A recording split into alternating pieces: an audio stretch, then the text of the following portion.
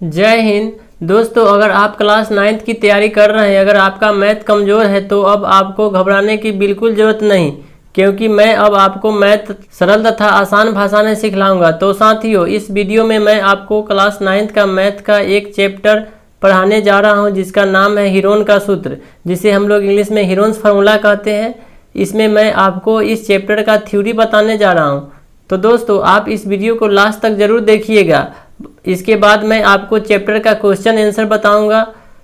तो शुरू करते हैं। तो आज का पहला टॉपिक है क्षेत्रमिति, जिसे हम लोग इंग्लिश में मेंसुरेशन कहते हैं। इसका परिभाषा है गणित विज्ञान की वह शाखा जिसके अंतर्गत समतलीय आकृतियों का अध्ययन किया जाता है, उसे क्षेत्रमिति कहते हैं। अगला टॉपिक है त्रिभुज, जिसे हम इंग्लिश में ट्रायंगल कहते हैं। तीन भुजाओं द्वारा बने आकृति को त्रिभुज कहते हैं। तो दोस्तों, हम जानते हैं कि तीन भुजाओं द्वारा बने आकृति को क्या कहते हैं? त्रिभुज कहते हैं। अब नेक्स्ट देखते हैं। तो दोस्तों, यहाँ पे कुछ बातें दिया गया है। किसी भी त्रिभुज की तीन भुजाएं, तीन कोण तथा तीन शीर्ष होते हैं। इसे हम लोग फिगर द्वारा समझते हैं। तो यहाँ पे फिगर दे रखा है कि त्रिभुज के ए बी सी तीन शीर्ष हैं, और यहाँ पे जो देख रहे हैं ए बी क्या है? ए बी त्रिभुज की भुजाएं हैं। बी सी क्या है? बी सी भी त्रिभुज की भुजाएं हैं, और ए सी भी त्रिभुज की भुजाएं हैं। अर्थात हम यहाँ देख रहे हैं कि त्रिभुज की तीन भुजाएं होती हैं और तीन कोण ए बी सी, यानी एंगल ए, एंगल बी और एंगल सी। तीन भुजाएं, तीन कोण तथा तीन शीर्ष। ए बी सी क्या है? एक शीर्ष है। अब देखते हैं त्रिभुज कितने प्रकार के होते हैं। दोस्तों, देखते हैं त्रिभुज के प्रकार, काइंड्स ऑफ ट्रायंगल। तो पहला नंबर में है समकोण त्रिभुज, जिसे राइट एंगल ट्रायंगल कहते हैं। दूसरा नंबर में है समबाहु त्रिभुज, जिसे इक्विलैटरल ट्रायंगल कहते हैं। तीसरा नंबर में है विषमबाहु त्रिभुज, जिसे स्केलेन ट्रायंगल कहते हैं। चौथा नंबर में है समद्विबाहु त्रिभुज, जिसे आइसोसेलेस ट्रायंगल कहते हैं। तो दोस्तों, पहला नंबर पढ़ते हैं।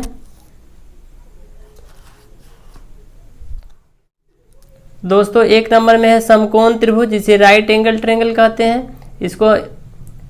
इसका डिफिनीशन देखते हैं। वैसे त्रिभुज जिसका एक कोण समकोण अर्थात 90 डिग्री का हो, उसे समकोण त्रिभुज कहते हैं। तो दोस्तों, वैसे त्रिभुज जिसमें एक कोण क्या हो? 90 डिग्री का हो, उसे हम क्या कहेंगे? समकोण त्रिभुज कहेंगे। इसे हम फिगर द्वारा समझते हैं। तो दोस्तों, यहाँ पे देख रहे हैं दोनों जो फिगर है, यह क्या है? समकोण त्रिभुज का ही फिगर है, और इसमें हम फिगर को अच्छे से समझते हैं। तो ए बी सी एक समकोण त्रिभुज है दोस्तों, और इसमें एंगल बी क्या है? एक 90 डिग्री है, यानी कि 90 डिग्री अर्थात एक समकोण है। और यहाँ जो देख रहे हैं त्रिभुज की ए बी जो भुजाएं क्या है? लंब है, जिसे हम संकेत में पी से दिखाते हैं। और त्रिभुज में लंब के सामने वाली भुजा, यानी समकोण त्रिभुज में लंब के सामने वाली भुजा क्या कहते हैं? कर्ण कहते हैं, जिसे हम लोग इंग्लिश में हाइपोटेनस के नाम से जानते हैं, और इसे संकेत में एच से दिखाते हैं। और दोस्तों, यहाँ पे जो देख रहे हैं समकोण जिस भुजा के साथ कोण बनाते हैं उसे हम आधार कहते हैं। समकोण जिस भुजा के साथ कोण बनाते हैं उसे क्या कहते हैं? हम आधार कहते हैं, जिसे हम लोग संकेत में बी से दिखाते हैं। इस तरह से आप समझ सकते हैं कि समकोण त्रिभुज में सबसे छोटी भुजा को आधार कहते हैं, सबसे बड़ी भुजा को कर्ण कहते हैं, और कर्ण से जो छोटी भुजा होती है उसे क्या कहते हैं? हम लोग लंब कहते हैं। और इस फिगर में जो देख रहे हैं यह एक समबाहु त्रिभुज है। ए बी सी एक समबाहु त्रिभुज है। हमने क्या किया? शीर्ष ए से बी सी, आधार बी सी पर क्या किया? एक लंब डाल दिया। शीर्ष ए यानी कि ए से आधार बी सी पर हमने एक लंब डाल दिया, जिसको हमने डी मान लिया। और यह जो देख रहा है यह त्रिभुज दो भागों में बट गया, और इसका प्रत्येक जो भाग है यह क्या है? समकोण त्रिभुज कहलाएगा। और यहाँ पे दो कर्ण होंगे। यहाँ पे क्या होंगे? दो कर्ण होंगे। ए बी एक कर्ण है, और इसके अलावा ए सी भी एक कर्ण है, और बी सी क्या है? आधार होगा। और हम इसका सूत्र देखते हैं, अच्छे से समझिएगा दोस्तों। तो दोस्तों, समकोण त्रिभुज से संबंधित यहाँ पे कुछ फॉर्मूला दिए गए हैं, इसको अच्छे से समझिएगा। तो दोस्तों, समकोण त्रिभुज का कर्ण होता है कर्ण बराबर रूट अंडर लंब स्क्वायर जोड़ आधार स्क्वायर, जिसके हम लोग शॉर्ट में याद करते हैं एच बराबर रूट अंडर पी स्क्वायर जोड़ बी स्क्वायर। यहाँ पे एच क्या है? कर्ण है दोस्तों। यहाँ पे एच क्या है? कर्ण है। रूट अंडर पी क्या है दोस्तों? यहाँ पे लंब है, और बी क्या है? आधार है। अब अगला नंबर में लंब बराबर होता है रूट अंडर कर्ण स्क्वायर माइनस आधार स्क्वायर, जिसे हम लोग शॉर्ट में पी बराबर root under H square minus B square से याद करते हैं। अब अगला नंबर में आधार बराबर होता है रूट अंडर कर्ण स्क्वायर माइनस लंब स्क्वायर, जिसे हम शॉर्ट में बी बराबर root under H square minus P square से नाम से जानते हैं। अब नेक्स्ट फॉर्मूला है समकोण त्रिभुज का क्षेत्रफल। समकोण त्रिभुज का क्षेत्रफल बराबर होता है 1/2 गुने आधार गुने ऊंचाई। तो दोस्तों, समकोण त्रिभुज का क्षेत्रफल क्या होता है? 1/2 गुने आधार गुने ऊंचाई। अब आगे देखते हैं। समकोण त्रिभुज का ऊंचाई बराबर होता है 2 गुने क्षेत्रफल बटे आधार। समकोण त्रिभुज की ऊंचाई बराबर क्या होता है 2 गुने क्षेत्रफल बटे आधार। समकोण त्रिभुज का आधार बराबर होता है 2 गुने क्षेत्रफल बटे ऊंचाई। समकोण त्रिभुज का आधार बराबर क्या होता है 2 गुने क्षेत्रफल बटे ऊंचाई। अब अगला नंबर में देखते हैं। तो साथियों अगला नंबर में दे रखा है 2 नंबर में समबाहु त्रिभुज जिसे इक्विलेटरल ट्रायंगल कहते हैं। इसका परिभाषा है वैसे त्रिभुज जिसकी तीनों भुजाएं बराबर हो तथा प्रत्येक कोण 60 डिग्री का हो उसे समबाहु त्रिभुज कहते हैं। तो दोस्तों इसको हम फिगर द्वारा समझते हैं, यानी कि यहाँ पे एक त्रिभुज दिया गया है ए बी सी, एक त्रिभुज है जिसकी तीनों भुजाएं आपस में क्या है बराबर है। और जब तीनों भुजाएं बराबर है तो क्या इसका कोण भी देख लेते हैं दोस्तों। कोण क्या है एंगल ए, एंगल बी और एंगल सी, सभी कोण क्या है 60 डिग्री है। तो हमने परिभाषा में देखा था वैसे त्रिभुज जिसकी तीनों भुजाएं बराबर हो तथा प्रत्येक कोण 60 डिग्री का हो उसे समबाहु त्रिभुज कहते हैं। तो यहाँ पर तीनों भुजाएं क्या आपस में बराबर है और प्रत्येक कोण क्या है 60 डिग्री दे रखा है। तो तीनों भुजाएं बराबर है आपस में, तो हम तीनों भुजाओं को क्या मान लेते हैं ए मान लेते हैं। अब इसका हम सूत्र देखते हैं दोस्तों। तो दोस्तों इसका सूत्र है समबाहु त्रिभुज का क्षेत्रफल बराबर √3/4 गुने भुजा स्क्वायर। समबाहु त्रिभुज का क्षेत्रफल क्या होता है √3/4 गुने भुजा स्क्वायर। समबाहु त्रिभुज का परिमाप बराबर होता है 3 गुने भुजा। अब अगला नंबर में है समबाहु त्रिभुज की भुजा। तो समबाहु त्रिभुज की भुजा बराबर होता है परिमाप बटे 3, यानी कि परिमाप को हम 3 से भाग देते हैं तो क्या निकलता है समबाहु त्रिभुज की भुजा निकल जाता है। अब अगला नंबर देखते हैं। तो दोस्तों अगला नंबर है 3 नंबर दे रखा है विषमबाहु त्रिभुज जिसे स्केलेन ट्रायंगल कहते हैं। इसका परिभाषा देखते हैं वैसे त्रिभुज जिसके तीनों भुजाएं असमान हो उसे विषमबाहु त्रिभुज कहते हैं। तो दोस्तों वैसे त्रिभुज जिसकी तीनों भुजाएं क्या हो असमान हो यानी कि बराबर न हो उसे क्या कहते हैं विषमबाहु त्रिभुज कहते हैं। और हम लोग विषमबाहु त्रिभुज की भुजाएं मान लेते हैं, माना कि त्रिभुज की भुजाएं क्रमशः ए बी सी हो। तो दोस्तों हम त्रिभुज की भुजाएं हमने क्या माना ए बी सी माना। तो यहाँ पर जो देख रहे हैं ए बी सी एक त्रिभुज है जिसकी ए बी बराबर हमने ए मान लिया, बी सी बराबर बी मान लिया और ए सी बराबर सी मान लिया, यानी तीनों भुजाओं को हमने आपस में मान लिया है। अब इसका सूत्र देखते हैं। तो साथियों यहाँ पे देख रहे हैं त्रिभुज का अर्ध परिमाप। तो पहले हम परिमाप देखते हैं। तो त्रिभुज का परिमाप क्या होता है साथियों तीनों भुजाओं का योगफल होता है, यानी कि ए प्लस बी प्लस सी होगा। अगर त्रिभुज का परिमाप निकालने के लिए कहा जाए तो क्या करेंगे ए प्लस बी प्लस सी कर देंगे, यानी तीनों भुजाओं को आपस में जोड़ देंगे तो क्या होगा उसका परिमाप हो जाएगा। और त्रिभुज का अर्ध परिमाप बराबर होता है a प्लस बी प्लस सी बटे 2। और अर्ध परिमाप को हम लोग शॉर्ट में किससे दिखाते हैं एस से दिखाते हैं, जिसको हम इंग्लिश में सेमी पेरीमीटर बोलते हैं, जिसको शॉर्ट में एस लिखते हैं। अब नेक्स्ट है त्रिभुज का क्षेत्रफल जिसको हम लोग ए से दिखाते हैं, यानी एरिया होता है यह। त्रिभुज का क्षेत्रफल बराबर होता है √(s) bracket s minus a bracket s minus b bracket s minus c. तो साथियों हम इस क्षेत्रफल को हम हीरोन का सूत्र भी बोलते हैं, यानी कि हीरोन के सूत्र से हम त्रिभुज का क्षेत्रफल अगर हम निकालेंगे तो हम इसी फॉर्मूला का यूज करेंगे जिसे हम कहते हैं √(s) ब्रैकेट s माइनस ए s माइनस बी और s माइनस सी। यानी कि इस चैप्टर का यह मुख्य फार्मूला है, यानी कि दोस्तों यह इस चैप्टर का एक मेन फार्मूला है, आप जरूर याद रखिएगा। अब देखते हैं नेक्स्ट टॉपिक।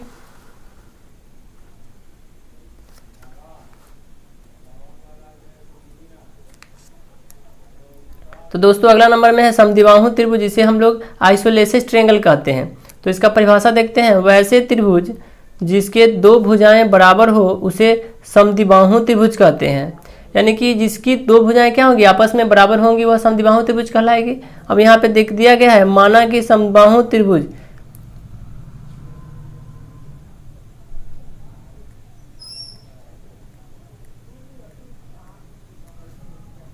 दोस्तों यहाँ पे दिया गया है माना कि समद्विबाहु त्रिभुज के बराबर भुजाओं में से प्रत्येक भुजा ए तथा असमान।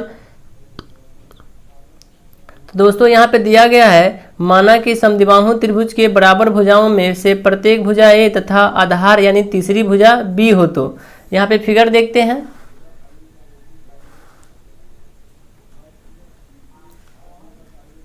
तो साथियों यहाँ पे फिगर दे रखा है ए बी सी एक त्रिभुज है जो क्या है समद्विबाहु त्रिभुज है, यानी कि ए बी किसके बराबर है ए सी के बराबर, यानी कि इसमें दो भुजाएं क्या होंगी आपस में बराबर होंगी जिसको ए मान लिया गया है। और आधार जो देख रहे हैं बी सी क्या है असमान भुजा जिसको बी मान लिया गया है। अर्थात हम समद्विबाहु त्रिभुज का क्षेत्रफल देखें तो समद्विबाहु त्रिभुज का क्षेत्रफल होता है 1/4 गुने बी गुने √4a² minus b²। I hope दोस्तों आप समझ रहे होंगे। देखते हैं नेक्स्ट टॉपिक। तो दोस्तों त्रिभुज से संबंधित जितने टॉपिक थे हमने उसे पढ़ लिया। आप देखते हैं अगला टॉपिक। अगला टॉपिक है चतुर्भुज जिसे हम लोग इंग्लिश में क्वाड्रेटरल कहते हैं। इसका परिभाषा देखते हैं चार भुजाओं द्वारा बने आकृति को चतुर्भुज कहते हैं। तो साथियों यहाँ पे दिया गया है चार भुजाओं द्वारा बने आकृति को चतुर्भुज कहते हैं और इसका फिगर दे रखा है ए बी सी एक चतुर्भुज है दोस्तों। क्या है? ए बी सी एक चतुर्भुज है जिसमें एक विकर्ण दे रखा है, बी डी क्या है? एक विकर्ण है और यहाँ पे ए ई विकर्ण पर डाला गया पहला लंब है और सी एफ विकर्ण पर डाला गया दूसरा लंब है, यानी कि ए ई जो डाला गया वह H1 है और सी एफ जो डाला गया लंब है वह क्या है? H2 है। तो दोस्तों इसका सूत्र देखते हैं। तो दोस्तों इसका सूत्र दिया गया चतुर्भुज का क्षेत्रफल बराबर होता है 1/2 गुने एक विकर्ण गुने विकर्णों पर डाले गए लंबों का योग। तो दोस्तों आप याद रखिए चतुर्भुज का क्षेत्रफल होता है क्या है?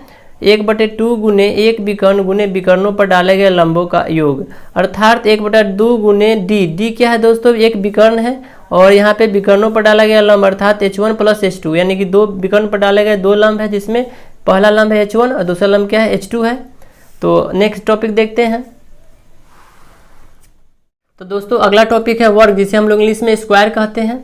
इसका परिभाषा देखते हैं। वैसे चतुर्भुज जिसके चारों भुजा बराबर हो तथा प्रत्येक कोण समकोण अर्थात 90 डिग्री का हो उसे वर्ग कहते हैं। और यहाँ पे एक फिगर दे रखा है। क्या है दोस्तों? यहाँ पे एक फिगर दे रखा है जिसमें ए बी सी क्या है? यह एक वर्ग है जिसकी विकर्ण यानी कि बी डी क्या है? एक विकर्ण है। अब यहाँ से ए सी खींचेंगे तो यह भी एक क्या कहलाएगा? विकर्ण कहलाएगा, बट हमने यहाँ पे एक विकर्ण लिया। और तो दोस्तों इसमें जो दे रखा है A B B C C D और ए डी यानी कि चारों भुजाएं आपस में बराबर है तो हम सभी को भुजा मान सकते हैं भुजा ए, यानी कि सभी भुजाएं बराबर होंगी तो इसको हम ए मान सकते हैं। अब इसका सूत्र देखते हैं।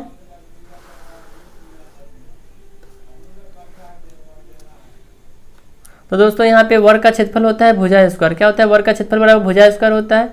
वर्ग का भुजा बराबर होता है √ क्षेत्रफल। वर्ग का परिमाप बराबर होता है 4 गुने भुजा। वर्ग की भुजा बराबर होता है परिमाप/4। वर्ग का विकर्ण होता है √2 गुने भुजा। वर्ग की भुजा बराबर होता है विकर्ण/√2। तो दोस्तों अगर आप चाहें तो वीडियो को पॉज करके आप इसका स्क्रीनशॉट ले सकते हैं। तो दोस्तों इससे पहले वाले जितने टॉपिक मैंने पढ़ाया आप उसको नोट्स कर लें ताकि आपको अच्छे तरह से आपको यानी कि यह समझ में आ जाए। तो देखते हैं नेक्स्ट टॉपिक। तो दोस्तों अगला टॉपिक है आयत, जिसे हम लोग इंग्लिश में रेक्टेंगल कहते हैं। इसका परिभाषा है वैसे चतुर्भुज जिसके आमने सामने की भुजा बराबर हो तथा प्रत्येक कोण समकोण हो उसे आयत कहते हैं। तो दोस्तों यहाँ पे जो फिगर देख रहे हैं क्या है? एक आयत का फिगर है जिसमें ए बी सी डी एक आयत है और यहाँ पे देख रहे हैं ए बी के सामने वाली भुजा क्या है? सी डी है और ए डी के सामने वाली भुजा क्या है? बी सी है और ए बी के सामने वाली भुजा सी डी क्या है? दोनों लंबाई है। और जिसमें सबसे बड़ी भुजा को क्या कहते हैं दोस्तों? लंबाई कहते हैं और सबसे छोटी भुजा को इसमें क्या है? चौड़ाई कहते हैं। और यहाँ जो देख रहे हैं यह क्या है? यह एक विकर्ण है। अब इसका फॉर्मूला देखते हैं यानी कि सूत्र देखते हैं।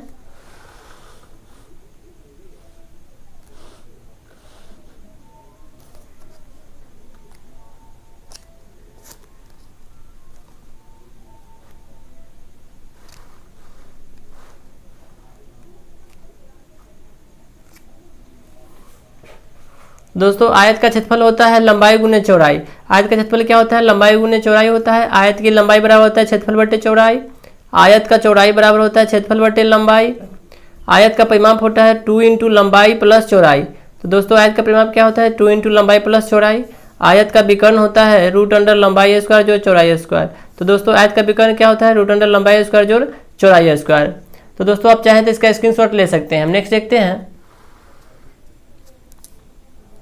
आयत की लंबाई बराबर होता है √अंडर विकर्ण स्क्वायर - चौड़ाई स्क्वायर। तो दोस्तों आयत की लंबाई बराबर क्या होता है? √अंडर विकर्ण स्क्वायर - चौड़ाई स्क्वायर। आयत का चौड़ाई बराबर होता है √अंडर विकर्ण स्क्वायर - लंबाई स्क्वायर। तो दोस्तों आयत की चौड़ाई बराबर क्या होता है? √अंडर विकर्ण स्क्वायर - लंबाई स्क्वायर।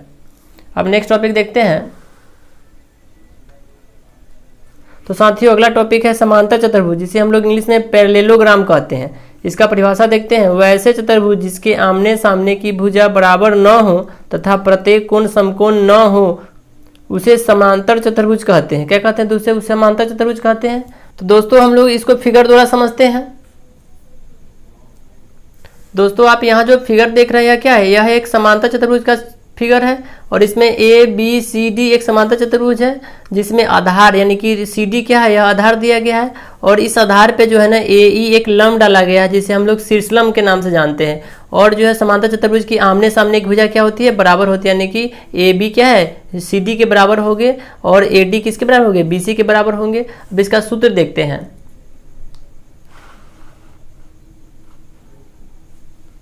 तो दोस्तों यहाँ पे पहला नंबर सूत्र है, समांतर चतुर्भुज का क्षेत्रफल बराबर होता है आधार गुणे शीर्षलंब। समांतर चतुर्भुज का परिमाप बराबर होता है 2 ब्रैकेट समांतर भुजाओं का योग। समांतर चतुर्भुज का आधार बराबर होता है क्षेत्रफल बटे शीर्षलंब। समांतर चतुर्भुज का शीर्षलंब बराबर होता है क्षेत्रफल बटे आधार। तो साथियों आप चाहें तो इसका स्क्रीनशॉट ले सकते हैं। अब नेक्स्ट देखते हैं।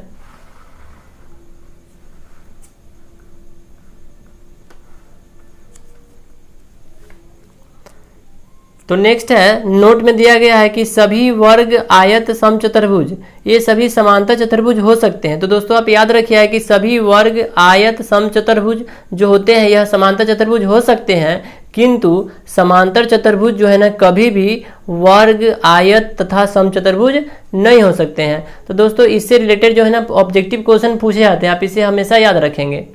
तो नेक्स्ट टॉपिक देखते हैं। अब हमारा नेक्स्ट टॉपिक है समचतुर्भुज, जिसे हम लोग इंग्लिश में रोम्बस के नाम से जानते हैं। और इसका परिभाषा देखते हैं, वैसे चतुर्भुज जिसके चारों भुजा बराबर हो तथा प्रत्येक कोण समकोण न हो उसे समचतुर्भुज कहते हैं। तो इसका पॉइंट देखते हैं, समचतुर्भुज के विकर्ण एक दूसरे को समकोण पर समद्विभाजित करते हैं। तो दोस्तों यहाँ पे दिया गया है कि समचतुर्भुज के विकर्ण एक दूसरे को किस पर समद्विभाजित करते हैं, समकोण पर, यानी कि 90 डिग्री पर काटते हैं एक दूसरे को।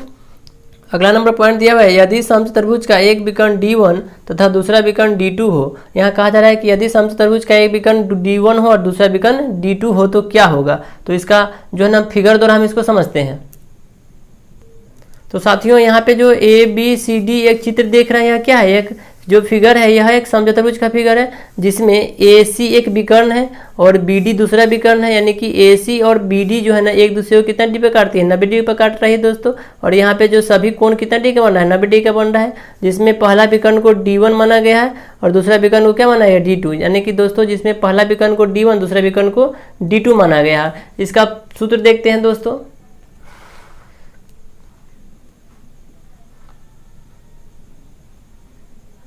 तो दोस्तों पहला नंबर सूत्र है, समचतुर्भुज का क्षेत्रफल बराबर होता है 1/2 गुने एक विकर्ण गुने दूसरा विकर्ण। तो दोस्तों समचतुर्भुज का क्षेत्रफल बराबर क्या होता है, 1/2 गुने एक विकर्ण गुने दूसरा विकर्ण, जिसे हम लोग शॉर्ट में बोलते हैं 1/2 गुने D1 गुने D2। तो दोस्तों नेक्स्ट फार्मूला है, समचतुर्भुज का पहला विकर्ण बराबर होता है 2 गुने क्षेत्रफल बटे D2, अर्थात समचतुर्भुज का पहला विकर्ण बराबर होता है 2 गुने क्षेत्रफल बटे दूसरा विकर्ण।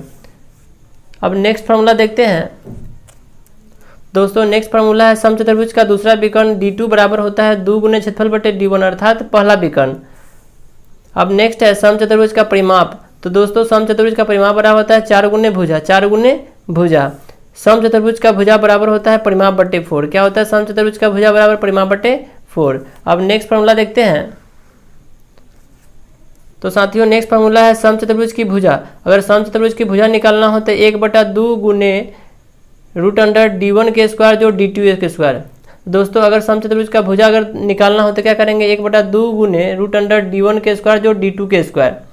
समचतुर्भुज की ऊंचाई बराबर होता है D1 गुने D2 अब बटे √D1 के स्क्वायर जो D2 स्क्वायर। तो दोस्तों मुझे आशा है कि आपको यह जो है ना थ्योरी आपको अच्छे से समझ में आ रहा होगा। तो दोस्तों मैंने इस थ्योरी क्लास का PDF मैंने डिस्क्रिप्शन बॉक्स तथा कमेंट बॉक्स में डाल दिया है, आप चाहे तो वहां जाकर आप इसे डाउनलोड कर सकते हैं। तो दोस्तों मिलते हैं नेक्स्ट वीडियो में, तब तक के लिए जय हिंद जय भारत।